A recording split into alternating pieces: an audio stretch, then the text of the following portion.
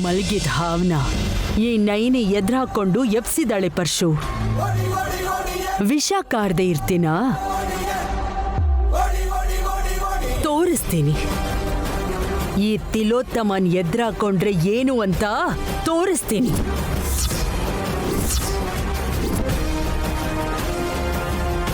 ಆದ್ರೂ ನಿಜ ಗೊತ್ತಾಯ್ತು ಅಂತ ಎಷ್ಟು ಜನನ ಸಾಯಿಸ್ತೀಯ ಅಕ್ಕ? ಎಷ್ಟು ಜನನಾದ್ರೂ ಸಾಯಿಸ್ತೀನಿ ಕಣೋ. ನನಗ್ ಬೇಕಾಗಿರೋದು ಅಧಿಕಾರ, ಅಂತಸ್ತು. ಅದಕ್ಕೋಸ್ಕರ ನಾನು ಯಾರನ್ ಬೇಕಾದ್ರೂ ಸಾಯಿಸಕ್ ರೆಡಿ ಇದ್ದೀನಿ. ನಾನು ಒಂದೊಂದೇ ಮೆಟ್ಲು ಹತ್ತಿ ಮೇಲ್ ಬಂದಿಲ್ಲ ಪರ್ಶು, ಒಂದೊಂದು ತಲೆನೂ ಉರುಳಿಸಿ ಮೇಲ್ ಬಂದಿದ್ದೀನಿ. ಅಂಥದ್ರಲ್ಲಿ ಆ ನಯನಿ ನನ್ನನ್ನೇ ಎದುರಾಕೋಬೇಕು ಅನ್ಕೊಂಡಿದ್ದಾಳ. ನಯನಿ, ಇಷ್ಟರಲ್ಲೇ ನಿನ್ನೂ ಮತ್ತೆ ಹತ್ರ ಕಳಿಸ್ತೀನಿ.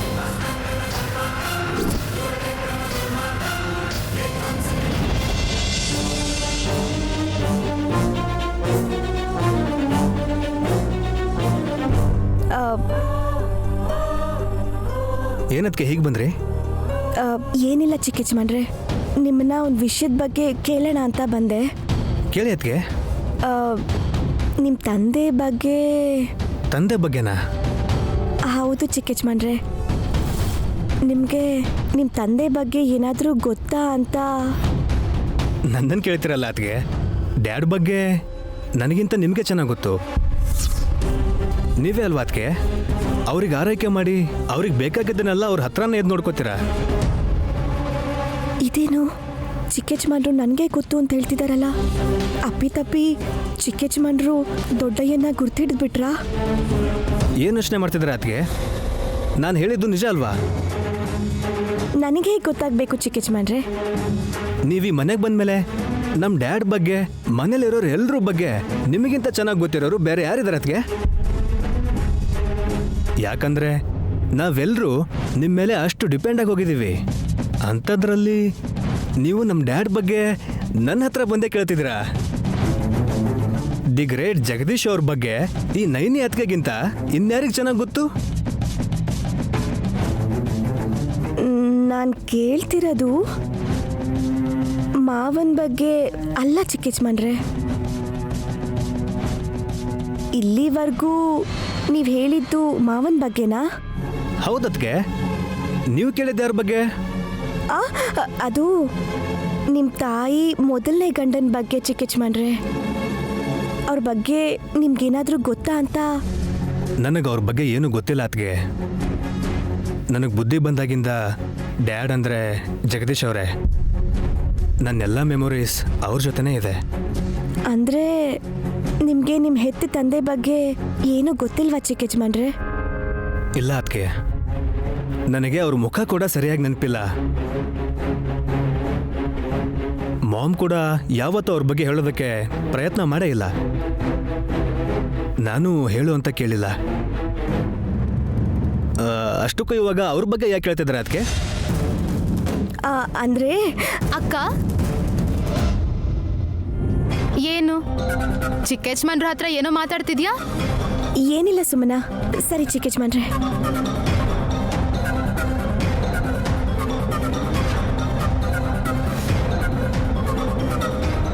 ನನ್ನ ನೋಡಿದ ತಕ್ಷಣ ಅಕ್ಕ ಯಾಕೆ ಭಯಪಟ್ಲು? ನಾನು ಬಂದ ತಕ್ಷಣ ಮಾತು ಬದಲಾಯಿಸಿದ್ಲು. ಮತ್ತೆ ನನ್ನ ಬಗ್ಗೆ ಏನಾದರೂ ಚಿಕ್ಕ ಯಜಮಾನ್ರ ಹತ್ರ ಹೇಳಿದ್ಲಾ? ತಡಿ, ನಿನಗೆ ಮಾಡ್ತೀನಿ.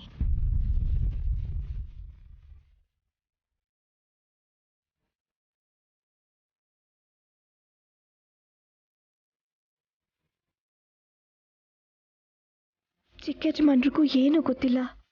ಏನು ಮಾಡೋದು?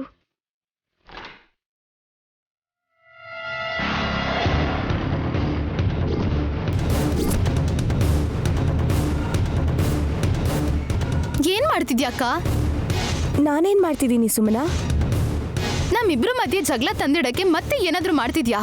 ನನ್ನ ಬಗ್ಗೆ ಚಾಡಿ ಹೇಳಕ್ಕೆ ತಾನೆ ಚಿಕ್ಕ ಯಜಮಾನ್ರ ಹತ್ರ ಮಾತಾಡಕ್ ಹೋಗಿದ್ದು ನೀನು? ನನ್ನ ಸಂಸಾರ ಹಾಳಾದ್ರೆ ನಿನ್ಗೇನ್ ಸಿಗತ್ತೆ ಅಕ್ಕ? ಯಾಕೆ ಹೀಗೆ ಮಾಡ್ತಿದ್ಯಾ? ಸುಮನಾ, ನೀ ನನ್ನ ಅಪಾರ್ಥ ಮಾಡ್ಕೊಂಡಿದ್ಯಾ. ನಾನು ನಿನ್ನ ಬಗ್ಗೆ ಯಾವ ಚಾಡಿನೂ ಹೇಳಿಲ್ಲ. ಹಾಗಿದ್ಮೇಲೆ ನಾನ್ ಬಂದ ತಕ್ಷಣ ಮಾತ್ ಬದಲಾಯಿಸಿ ಯಾಕೆ ಹೋದೆ?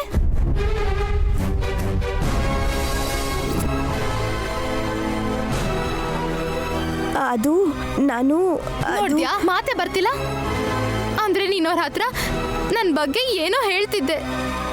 ಯಾಕಕ್ಕ ನಿನಗ್ ನನ್ ಕಂಡ್ರೆ ಕೋಪ? ಚಿಕ್ಕ ಹುಡುಗಿ, ನಿನ್ ತಂಗಿ, ನನ್ ಮೇಲೆ ಯಾಕಕ್ಕ ಇಷ್ಟು ದ್ವೇಷ? ಅದು ಹಾಗಲ್ಲ ಸುಮನಾ. ನೀನೇನು ಮಾತಾಡ್ಬೇಡ. ನಾನು ಮತ್ತೆ ಚಿಕ್ಕ ಯಜಮಾನ್ರು ನಿನಗ್ ದೂರ ಆಗೋದಿಷ್ಟ ಅಲ್ವಾ? ನಾವಿಬ್ರು ತುಂಬಾ ದುಃಖದಲ್ಲಿದ್ರೆ ನೀನು ಮತ್ತೆ ಭಾವ ಇಬ್ರು ಇದನ್ ಯಾವ್ದನ್ನು ತಲೆಗೆ ಹಾಕೊಳ್ದೆ ಸಂತೋಷವಾಗಿ ಜೀವನ ಕಳೀರಿ. ನಾನು ನಿನ್ನ ಅಕ್ಕ ಕಣೆ. ತೊಂದರೆ ಬಂದ್ರೆ ನಿನಗೆ ಆಸರೆ ಆಗಿರ್ತೀನಿ ಅಷ್ಟೇ ಹೊರತು ನಿನಗೆ ಕಷ್ಟ ಬರಲಿ ಅಂತ ಕೇಳ್ಕೊಳ್ಳಲ್ಲ. ಯಾಕೆ ಬೇಡ್ಕೊಳ್ಳಲ್ಲ ಅಕ್ಕ? ನೀನಿರೋ ಸ್ಥಾನದಲ್ಲಿ ಇವಾಗ ನಾನು ಬಂದು ಸೇರ್ಕೊಂಡಿದ್ದೀನಲ್ವಾ, ಅದನ್ನ ನಿನ್ ಕೈಲಿ ನೋಡಕ್ ಆಗ್ತಿಲ್ಲ.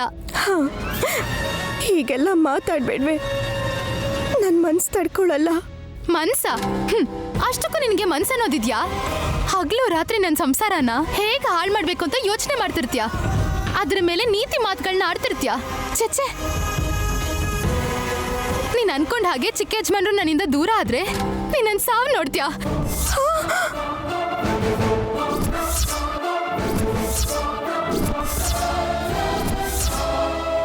ನನ್ ಶಾಪ ತಡ್ದೇ ಇರಲ್ಲ. ಯಾವತ್ತೋ ಒಂದಿನ ನಿನ್ ಸಂಸಾರನು ನಾಶ ಆಗತ್ತೆ.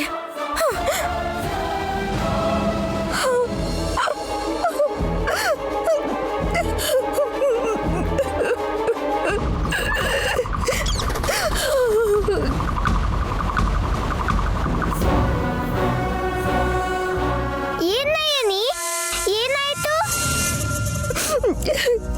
ನೋಡದ್ಯಾ ಶಿವ, ಅವಳು ಎಂತ ಮಾತಾಡಿ ಹೋಗ್ಬಿಟ್ಲು. ಅವಳ ಸಂಸಾರ ಹಾಳಾಗ್ಲಿ ಅಂತ ನಾನು ಬಯಸ್ತಿದ್ದೀನಂತೆ. ನನಗೆ ಅವಳು ಚೆನ್ನಾಗಿರ್ಬೇಕು ಅಂತ ಎಷ್ಟು ಪ್ರಯತ್ನ ಮಾಡ್ತಿದ್ದೀನೋ ನೀನು ನೋಡ್ತಿದ್ಯಾ ಅಲ್ವಾ ಶಿವ? ಅಂತದ್ರಲ್ಲಿ ನನ್ನ ಬಗ್ಗೆ ಅವಳು ಎಂತೆಂತ ಮಾತಾಡ್ಬಿಟ್ಲು ನೋಡು. ಕೊನೆಗೆ ನನ್ನ ಸಂಸಾರ ಹಾಳಾಗ್ಲಿ ಅಂತ ಶಾಪನ ಹಾಕಿ ಹೊರಟೋದ್ಲು ಶಿವ. ಬೇಜಾರು ಮಾಡ್ಕೋಬೇಡ ನೈನಿ. ನಮಗೆ ಯಾರಾದ್ರೂ ಇಷ್ಟ ಇಲ್ಲ ಅಂದ್ರೆ ಅವ್ರೇನೇ ಮಾಡಿದ್ರು ನಮಗೆ ಇಷ್ಟ ಆಗಲ್ಲ. ಒಂದ್ಸತಿ ಅವ್ರ ಬಗ್ಗೆ ನಿಜ ಗೊತ್ತಾದ್ರೆ ಅವ್ರನ್ನ ನಾವು ಇಷ್ಟಪಡಕ್ ಶುರು ಮಾಡ್ತೀವಿ. ಸುಮ್ಮನಾಗೆ ನಿನ್ ಬಗ್ಗೆ ಗೊತ್ತಿಲ್ಲ. ನೀನೀಗ ಅವಳ ಮಾತಿನ ಕೇಳ್ಕೊಂಡು ಬೇಜಾರು ಮಾಡ್ಕೋಬೇಡ. ಈಗ ನೀನ್ ಮಾಡ್ತಿರೋ ಕೆಲ್ಸದ ಮೇಲೆ ನಿನ್ ಪೂರ್ತಿ ಗಮನನ ಹರಿಸು. ಹೌದು ಶಿವ, ನೀನು ಹೇಳಿದ್ ನಿಜ. ಮೊದಲು ಆ ವಿಷಯ ಪೂರ್ತಿಯಾಗಿ ತಿಳ್ಕೊಂಡು ಅಪಾಯದಿಂದ ಹೊರಗೆ ಬರಬೇಕು. ನನಗೆ ಕಾಣಿಸಿದ್ದು ನಿಜ ಆಗಬಾರ್ದು. ಯಜಮಾನ್ರು ಯಾವುದೇ ಪರಿಸ್ಥಿತಿಲೂ ಜೈಲಿಗೆ ಹೋಗ್ಬಾರ್ದು. ನಿರ್ಧಾರನ ಒಬ್ಳೆ ತಗೋಬೇಡ, ನಿನ್ ಗಂಡನ ಸಹಾಯ ತಗೋ. ನಡೀತಿರೋ ವಿಷಯಗಳನ್ನೆಲ್ಲ ಅವರಿಗೆ ಹೇಳು. ಆಗ ನಿನಗೆ ವಿಶಾಲ್ ಯಜಮಾನ್ರ ಸಪೋರ್ಟು ಇರುತ್ತೆ. ಆಗ ನೀನು ಈ ಸಮಸ್ಯೆನ ಆದಷ್ಟು ಬೇಗ ಬಗೆಹರಿಸ್ಬೋದು ನಯನಿ. ನೀ ಹೇಳಿದ್ದು ನಿಜ ಶಿವ. ಯಜಮಾನ್ರ ಜೊತೆ ಸೇರಿ ಹೋರಾಡಿದ್ರೇನೆ ಈ ಸಮಸ್ಯೆನ ನಾವು ಎದುರಿಸ್ಬೋದು. ಈಗಲೇ ಹೋಗಿ ಯಜಮಾನ್ರಿಗೆ ಎಲ್ಲ ಹೇಳ್ಬಿಡ್ತೀನಿ.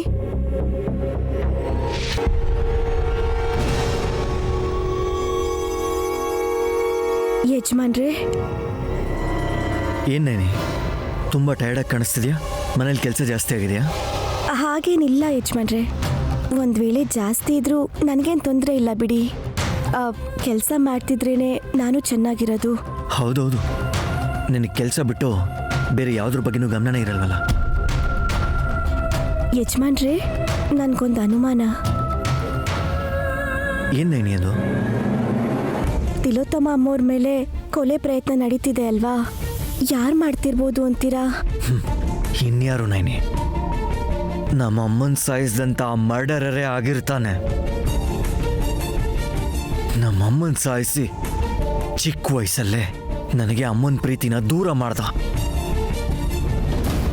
ಅಮ್ಮನ ಪ್ರೀತಿನ ನನಗೆ ಮತ್ತೆ ಕೊಟ್ಟಂತಹ ತಿಲೋತ್ತಮ ಮಾಮ್ನ ಈಗ ಸಾಯಿಸ್ಬೇಕು ಅನ್ಕೋತಿದ್ದಾನೆ.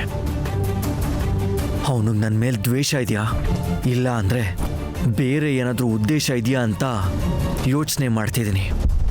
ನಿಮ್ಮ ಅನುಮಾನನೇ ನಿಜ ಆಗಿರ್ಬೋದು, ಆದರೆ ನನಗಿನ್ನೊಂದು ಸಂದೇಹ ಇದೆ ಯಜಮಾನ್ರೆ.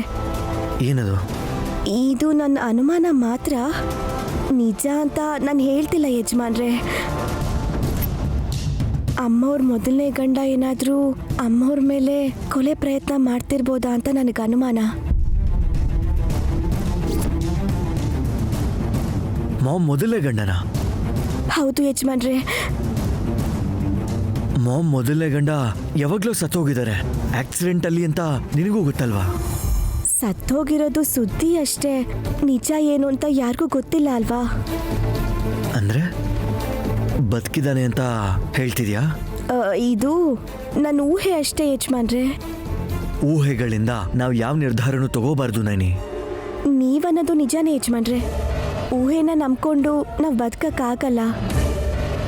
ಆದರೆ ನಡೀತಿರೋ ಕೊಲೆ ಪ್ರಯತ್ನನ ನಾವು ತಡಿಬೇಕು ಅಂದರೆ ಎಲ್ಲ ರೀತಿನೂ ನಾವು ಯೋಚನೆ ಮಾಡಿದ್ರೆ ಮಾತ್ರ ಆ ಕೊಲೆ ಪ್ರಯತ್ನ ಯಾರು ಮಾಡಿದ್ರು ಅಂತ ನಾವು ತಿಳ್ಕೊಬೋದು. ಹಾಗೆ ಮಾಡಿದ್ರೆ ನಾವು ಅವ್ರನ್ನ ಕಾಪಾಡ್ಕೋಬೋದು. ನೀನು ಹೇಳಿದ್ದು ಚೆನ್ನಾಗೇ ಇದೆ ನೈನಿ. ನಿನ್ನ ಮನ್ಸಿಗೆ ಅನಿಸಿದೆ ಅಂದರೆ ಹಾಗೆ ನಡೆಯುತ್ತೆ ಅಂತ ನನಗೂ ಅನ್ನಿಸ್ತಿದೆ. ಬಟ್ ಹೇಗೆ ಇನಿಷಿಯೇಟ್ ಮಾಡಬೇಕು ಅಂತಲೇ ನನಗೆ ಗೊತ್ತಾಗ್ತಿಲ್ಲ. ಹಾಂ, ನೀನೇ ಹೇಳು, ಹೇಗೆ ಶುರು ಮಾಡಿದ್ರೆ ಒಳ್ಳೇದು ಅಂತ. ಒಂದು ಕೆಲಸ ಮಾಡಿದ್ರೆ ಪೊಲೀಸವ್ರಿಗೆ ಇನ್ಫಾರ್ಮ್ ಮಾಡಿದ್ರೆ ಅವರು ಎಲ್ಲ ಕೆಲಸ ನೋಡ್ಕೋತಾರಲ್ವಾ? ಅಮ್ಮ, ಇದೇನು ಯಜಮಾನ್ರು ಪೊಲೀಸ್ ಅಂತಿದ್ದಾರಲ್ಲ. ಪೊಲೀಸ್ ಅವರು ಈ ವಿಷಯಕ್ಕೆ ಕಾಲಿಟ್ರು ಅಂದರೆ ನನಗೆ ಕಾಣಿಸಿದೆಲ್ಲ ನಿಜ ಆಗೋ ಸಾಧ್ಯತೆ ಇದೆ. ಯಜಮಾನ್ರು ದೊಡ್ಡಯ್ಯನ್ ಸಾಯಿಸ್ಬಿಡ್ತಾರೆ. ಪೊಲೀಸ್ ಅವರು ಯಜಮಾನ್ರನ್ನ ಜೈಲಿಗೆ ಹಾಕ್ತಾರೆ. ಖಂಡಿತ ಹೀಗೆಲ್ಲ ಆಗ್ಬಾರ್ದು. ಏನು ಯೋಚನೆ ಮಾಡ್ತಿದ್ಯಾ ನೈನಿ? ನಾನು ಹೇಳಿದ ಕರೆಕ್ಟಾಗಿದೆ ಅಲ್ವಾ? ಪೊಲೀಸ್ ಕಂಪ್ಲೇಂಟ್ ಕೊಟ್ಟರೆ ಎಲ್ಲ ಸರಿ ಹೋಗುತ್ತೆ. ಬೇಡ ಯಜಮಾನ್ರೆ, ಹಾಗೆ ಮಾಡಿದ್ರೆ ಕೊಲೆ ಮಾಡೋರಿಗೆ ಈ ವಿಷಯ ಗೊತ್ತಾಗಿ ಅವರು ಹುಷಾರಾಗೋ ಅವಕಾಶ ಇದೆ. ಕೊಲೆಗಾರ ಸ್ವಲ್ಪ ದಿನ ಏನೂ ಮಾಡದೆ ಸುಮ್ಮನೆ ಇದ್ದು ತಕ್ಷಣ ಮತ್ತೆ ದಾಳಿ ಮಾಡ್ಬೋದು. ಮತ್ತೆ ಇದಕ್ಕೆ ಪರಿಹಾರ ಏನು ನೈನಿ? ಹಾಗಾದರೆ ನಿನ್ನ ಹತ್ರ ಏನಾದರೂ ಇದ್ರೆ ಹೇಳು. ಇದೆಲ್ಲದರಿಂದ ಆಚೆ ಬರಬೇಕು ಅಂದರೆ ಒಂದೇ ಒಂದು ದಾರಿ ಇರೋದು ಯಜಮಾನ್ರೆ. ಏನು ದಾರಿ? ನೇರವಾಗಿ ಹೋಗಿ ಅಮ್ಮ ಅವ್ರನ್ನೇ ಕೇಳ್ಬಿಡೋಣ. ಅವ್ರ ಮೊದಲನೇ ಗಂಡ ಬದುಕಿದಾರಾ ಇಲ್ಲ ಅಂದರೆ ಸತ್ತೋಗಿದಾರಾ ಅಂತ. ನೈನಿ, ನಿನ್ಗೇನಾದರೂ ಮಿಂಟ್ಲಾ? ಹಾಗೆ ಕೇಳಿದ್ರೆ ಮಾಮ್ ನೊಂದ್ಕೋತಾರಲ್ವಾ? ಇದರಲ್ಲಿ ಅಮ್ಮವ್ರು ನೊಂದ್ಕೊಳ್ಳೋದು ಏನಿದೆ ಯಜಮಾನ್ರೆ?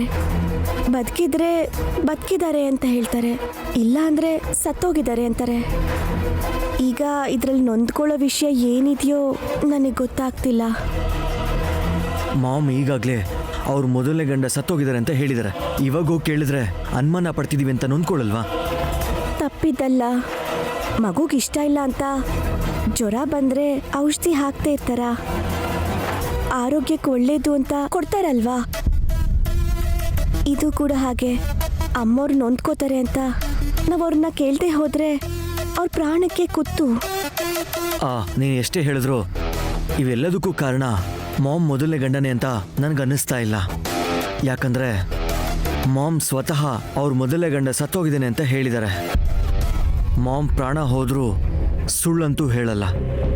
ನನಗಂತೂ ಮಾಮ್ನ ಕೇಳೋದು ಇಷ್ಟ ಆಗ್ತಿಲ್ಲ. ಆದರೆ ನಿನಗೆ ಪ್ರೂವ್ ಮಾಡ್ಸೋಕ್ಕೋಸ್ಕರ ನಾನು ಕೇಳ್ತೀನಿ.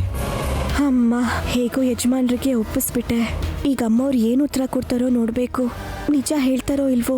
ಒಂದು ವೇಳೆ ಹೇಳ್ದೆ ಹೋದರೆ ಯಜಮಾನ್ರು ನನ್ನ ತಪ್ಪು ತಿಳ್ಕೊತಾರೆ. ಮತ್ತೆ ಎಲ್ಲ ಮೊದಲಿಂದ ಮಾಡಬೇಕು. ವಿಶಾಲಕ್ಷಮ್ಮ ತಾಯಿ, ಅಮ್ಮವರು ನಿಜ ಹೇಳೋ ಹಾಗೆ ಮಾಡು. ಅಮ್ಮವ್ರು ನಿಜ ಹೇಳಿದ್ರೇ ಈ ಸಮಸ್ಯೆಗೆ ಪರಿಹಾರ ಸಿಗೋದು. ನೈನಿ, ಏನು ಯೋಚನೆ ಮಾಡ್ತಿದ್ಯಾ? ಬಾ.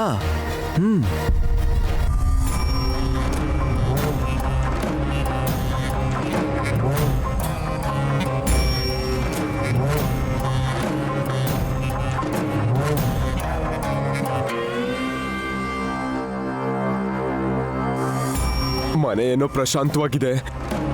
ಎದೆಲ್ ಒಂದೇ ತಳಮಳ. ಇದ್ಯಾವುದೋ ಅಪ್ಶಕನ್ ಸೂಚನೆ. ಅಕ್ಕ, ನಿನಗೆ ಹೇಗನ್ನಿಸ್ತಿದೆ? ಅರ್ಥ ಆಯ್ತು ಅಕ್ಕ. ಈ ನಯನಿ ವಿಶಾಲಿಗೆ ಹೇಳಿರ್ತಾಳೆ ಅಂತ್ಯಾ? ಇಷ್ಟು ವರ್ಷ ನೀನ್ ಹೇಳಿದ್ದು ನಂಬ್ತಿದ್ದ, ಈಗ ನಯನಿ ಏನ್ ಹೇಳಿದ್ರು ನಂಬ್ತಿದ್ದಾನೆ. ಒಂದ್ ವೇಳೆ ಅವಳು ಹೇಳಿದ್ರೆ, ಅವನೇನಾದ್ರೂ ನಂಬಿದ್ರೆ ಇಷ್ಟೊತ್ತಿಗೆ ಅಯ್ಯೋ ನೆನೆಸ್ಕೊಂಡ್ರೆ ಎದೆ ನಿಂತು ಹೋಗೋ ಥರ ಇದೆ. ಅಕ್ಕ ಪ್ಲೀಸ್ ಏನಾದ್ರೂ ಒಂದು ಮಾಡಕ್ಕ. ಮಾಡಿ.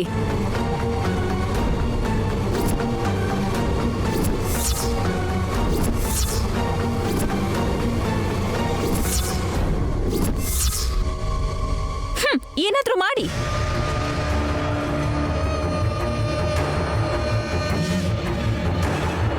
ನೀವೇನ್ ಅನ್ಕೊಂಡಿದ್ದೀರೋ ಅದನ್ನ ನೀವ್ ಮಾಡಿ, ಆದ್ರೆ ನಾನ್ ಮಾತ್ರ ನೀವೇನ್ ಅನ್ಕೊಳ್ತಾ ಇದ್ದೀರೋ ಅದನ್ನ ಖಂಡಿತವಾಗ್ಲೂ ಮಾಡಲ್ಲ. ಅಮ್ಮ ಹಾಸಿನಮ್ಮ, ನಮ್ಮನ್ ಏನ್ ಮಾಡು ಅಂತ್ಯಾ? ನೀನೇನ್ ಮಾಡಲ್ಲ ಅಂತ್ಯಾ? ಮೊದ್ಲೇ ನಾನು ಟೆನ್ಷನ್ ಅಲ್ಲಿ ಇದ್ರೆ ಏನ್ ನಿನ್ ಕನ್ಫ್ಯೂಸ್ ಕಾಮಿಡಿ? ಏನು ನನಗೇನ್ ಗೊತ್ತು, ಏನೋ ಮಾಡ್ಬೇಕು ಅಂತ ಪ್ಲಾನ್ ಮಾಡ್ಕೊಂಡಿರ್ತೀರಲ್ವಾ, ಹಾಗೆ ಫ್ಲೋ ಅಲ್ಲಿ ಒಂದ್ ಡೈಲಾಗ್ ಹೇಳ್ದೆ, ಚೆನ್ನಾಗಿತ್ತಾ?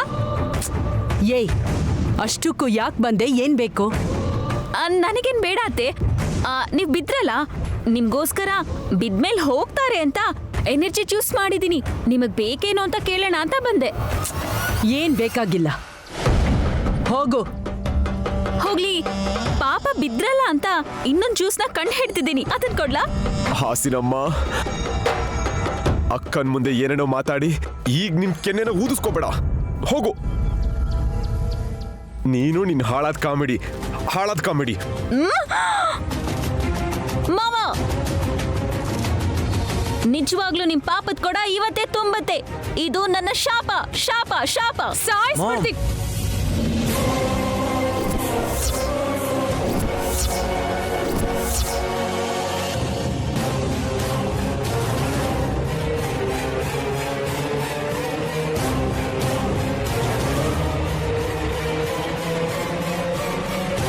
ನೋಡು ವಿಶಾಲ್, ಮೊದ್ಲೇ ಅಕ್ಕಂಗ್ ಕಾಲಿಗೆ ಪೆಟ್ಟಾಗಿರ್ಬೇಕಾದ್ರೆ ಈ ಹಾಸಿನಮ್ಮ. ಇರಿ ಮಾವ.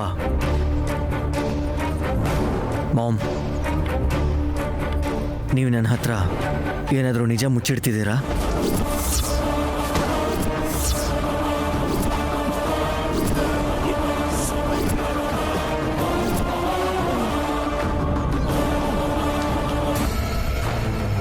ನಿನ್ನ ಹತ್ರ ಮುಚ್ಚಿಡೋಂಥ ಸೀಕ್ರೆಟ್ಸ್ ನನ್ನಲ್ಲಿ ಏನಿದೆ ವಿಶಾಲ್?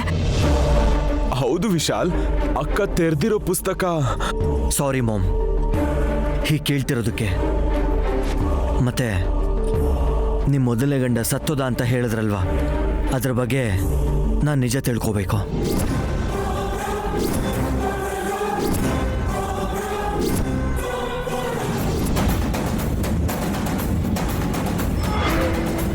ಮುಗಿದೋಯ್ತು, ವಿಶಾಲಿಗೆಲ್ಲ ಗೊತ್ತಾಗೋಯ್ತು. ನನ್ನ ಮೊದಲನೇ ಗಂಟೆನ ಬಗ್ಗೆ ಮಾತಾಡೋದಕ್ಕೆ ಏನಿದೆ ವಿಶಾಲ್? ಅವನು ಸತ್ತು ಹೋಗಿದ್ದಾನೆ. ಸತ್ತಿಲ್ಲ, ಇನ್ನು ಬದುಕಿದಾನೆ.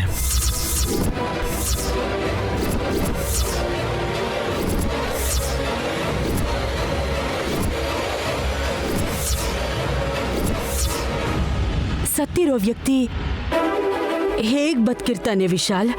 ಅದನ್ನು ತಿಳ್ಕೊಳ್ಳೋಕ್ಕೆ ಅಂತಾನೆ ನಿಮ್ಮನ್ನು ಕೇಳ್ತಿರೋದು ಮಾಮ್. ಇವತ್ತಿನವರೆಗೂ ನಮ್ಮ ಮಾಮ್ ನನ್ನ ಹತ್ರ ಏನು ಮುಚ್ಚಿಡಲ್ಲ ಅಂತ ಅಂದ್ಕೊಂಡಿದ್ದೆ.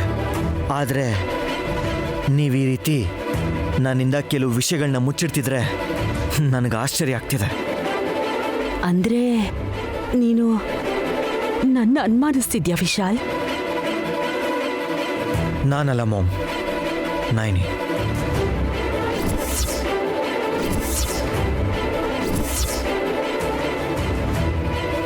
ನೈನಿಗೆ ನಿಮ್ಮ ಮೊದಲನೇ ಗಂಡ ಇನ್ನೂ ಬದುಕಿದಾನೇನೋ ಅಂತ ಅನುಮಾನ. ನಯನೀಗ ಏನ್ ನೈನಿ, ನಿಂಗೆ ಯಾವ ಕಾರಣಕ್ಕೆ ಹಾಗನ್ನಿಸ್ತು? ನನ್ನ ಮೊದಲನೇ ಗಂಡ ಬದುಕಿದ್ದಾನೆ ಅಂತ ನಿನಗೆ ಯಾಕೆ ಹಾಗನ್ನಿಸ್ತು? ಅವನನ್ನ ಭೇಟಿ ಮಾಡಿದ್ಯಾ? ಮಾತಾಡಿದ್ಯಾ? ಅಥವಾ ದೂರದ ಸಂಬಂಧಿನ?